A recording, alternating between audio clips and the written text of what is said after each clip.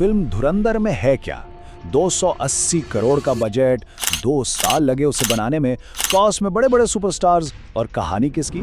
लियारी के गैंगस्टर रहमान डकैत की। इस फिल्म का मकसद सिर्फ एंटरटेनमेंट नहीं था, बल्कि ये एक बहुत बड़ी सोची समझी स्ट्रैटेजी का हिस्सा थी।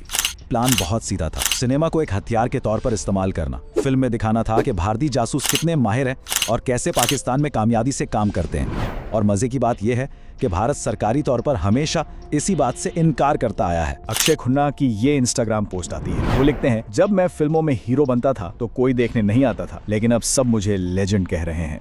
ये इस बात का सबूत है कि लोग एक रवायती हीरो से ज्यादा एक गैंगस्टर के किरदार को पसंद कर रहे थे। अब जरा आप फिल्मी दुनिया से बाहर निकलकर हकीकत की बात करते हैं, देखते हैं कि असली जासूसों का अंजाम क्या होता है। यहाँ फर्क बिल्कुल साफ नजर आता है। एक तरफ फिल्म का ग्लैमरस जासूस जिसे हीरो बनाया जाता है, और दूसरी तरफ हकीकत, जहाँ जासूस रंगे हाथों पकड़े जाते हैं, कई दहाइयां जेल में सड़ते हैं, और अक्सर उनकी अपनी हुकूमतें ही उन्हें पहचानने से इनकार कर देती हैं। जैसे कश्मीर सिंह, जिसने 35 साल सजाए मौत की कोठरी में गुजारे। फिर शकूर शमीन, जिसे 1999 में फांसी हो गई। सरबजीत सिंह, जिसे बम धमाकों के इल्जाम में सजाए मौत सुनाई गई। और रविंद्र कौशिक, जो 16 साल जेल में रहने के बाद वहीं मर गया। जाहिर है ये कहानियां फिल्मों से बहुत ही अलग हैं। और फिर सबसे ताज़ा और मशहूर केस आता है कलभूषण यादव का। बलूचिस्तान से पकड़ा गया, सजाए मौत सुनाई गई, और उसने खुद एतराफ़ किया कि उसे भारतीय एजेंसी रॉ ने भर्ती किया था। उसका काम था कराची और बलूचिस्तान में गड़बड़ फैलाने की प्लानिंग करना। ये केस फिल्मी दुनिया और हकीकत के फ़र्क की सबसे बड़ी मिसाल है।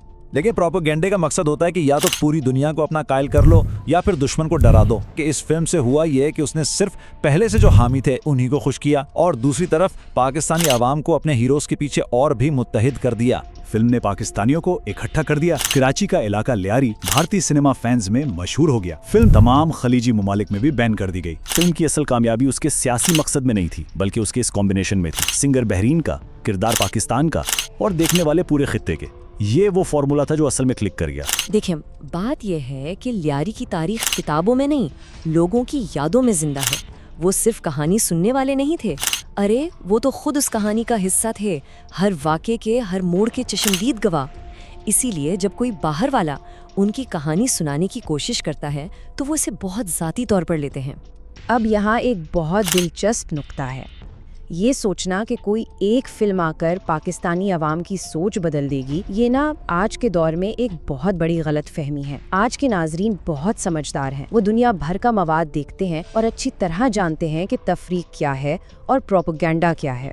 अगर लियारी की असल गैंगस्टर कहानियाँ सच्चे दिल से बनाई जाएं, तो वो मनी हाइस्ट जैसी दुनिया भर में मशहूर सीरीज को भी बहुत पीछे छोड़ सकती हैं।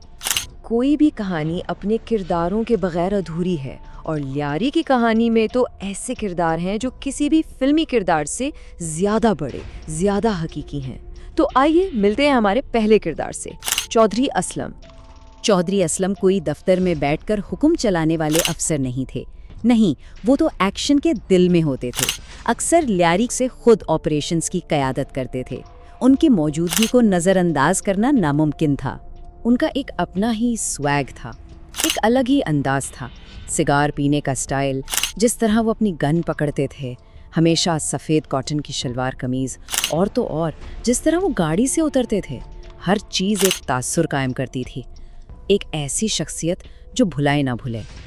एक बिल्कुल मुख्तलिफ लेकिन उतना ही पेचीदा और दिलचस्प किरदार जो कानून की दूसरी तरफ खड़ा था, रहमान डकैत। वो रहमान डकैत के नाम से मशहूर था। फिर उसे मशवरा दिया गया कि अगर सियासत में आना है तो ये इमेज बदलना पड़ेगा। इसके लिए उसने पीपल्स अमन कमेटियाँ भी बनाई ताकि लोगों में एक मुस्बत इमेज बने। लेकिन ये तब्दीली कभी पूरी हो ही नहीं सकी। कमेटियाँ तो बन गईं, छोटे मोटे मसले हल भी करती थीं, लेकिन उसके पुराने काम, उसकी मुजरिमाना सरगर्मियाँ वो साथ चलती रहीं। तो ये जो रीब्रांडिंग की कोशिश थी ना, वो आखिरकार नाकाम हो गई। और उसकी मौत के साथ ही जराइम की दुनिया के न जाने कितने राज भी दफन हो गए। एक नामुकम्मल कहानी, एक अधूरा किरदार। एक तरफ हमारे टीवी ड्रामे हैं, कुक स्टूडियो है जो पूरी दुनिया में देखे जाते हैं, और दूसरी तरफ हमारी फिल्म इंडस्ट्री है जो सच कहें तो अभी तक अपने पैरों पर खड़े होने की कोशिश कर रही है। लेकिन इसका ये मतलब हरगिज़ नहीं कि हमारे पास टैलेंट नहीं है। अरे भाई, टैलेंट तो आलमी मियार का है। हमारे ड्रामों और मौसीकी की कामयाबी इस बात का जिंदा सबूत है। सलाहियत तो मौजूद है, बस इसे सही प्लेटफॉर्म और सही कहानी की ज़रूरत है। कराची का इलाका लियारी आजकल कुछ ज्यादा ही तवज्जो का मरकज बना हुआ है, और वजह दो बिल्कुल मुख्तलिफ फिल्में जो इस जगह को अपनी कहानी का पसे मंजर बना रही हैं।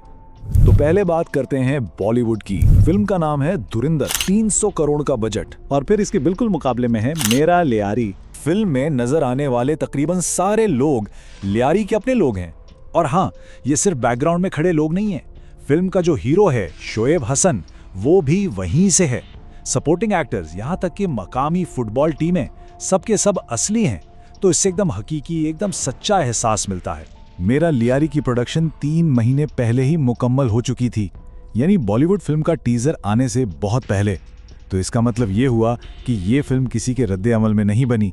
ये एक अपनी आज़ाद कहानी है जिसे वो सुनाना चाहते थे। देखें, जहाँ बॉलीवुड धमाके और एक्शन दिखा रहा है, वहीं मेरा लियारी की कहानी बहुत ही ज़ाती, बहुत ही इनफरादी है। ये कहानी है लियारी की ही एक लड़की की। इस लड़की का नाम है महनाज और वो एक बलोच लड़की है। इससे कहानी में एक खास सकाफती पहलू भी शामिल हो जाता है। और महनाज की जिंदगी का मरकज है फुटबॉल। लियारी में फुटबॉल का जुनून तो सब जानते हैं। तो ये कहानी सिर्फ एक खेल की नहीं रहती, ये जज्बे की, कम्युनिटी की और अपने ख्वाबों को पूरा करने की कहानी बन जाती है। मेरा लियारी बनाने वालों का मौकफ बिल्कुल वाज़ेह है। वो कहते हैं कि भाई, हमारी फिल्म का इस प्रोपोगेंडा बॉलीवुड एक्शन फिल्म से कोई मुकाबला ही नहीं है। उनका मकसद सेंसरी फैलाना नहीं है, बल्कि एक अच्छा, एक हौसला अफजा एहसास देना है। उनके लिए कहानी का असल मज़ा धमाकों में नहीं, बल्कि एहसास में है। और यहीं पर आकर हम एक बहुत बड़े सवाल पर रुक जाते हैं। जब कोई कहानी सुनाई जाती है, तो क्या ये ज्यादा अहम है कि कहानी क्या है, या ये कि कहानी सुना कौन रहा है? क्या कहानी सुनाने वाला खुद कहानी से ज्यादा अहम हो जाता है? ये एक ऐसा सवाल है जो सोचने पर मजबूर करता है, खास तौर पर आज की दुनिया में।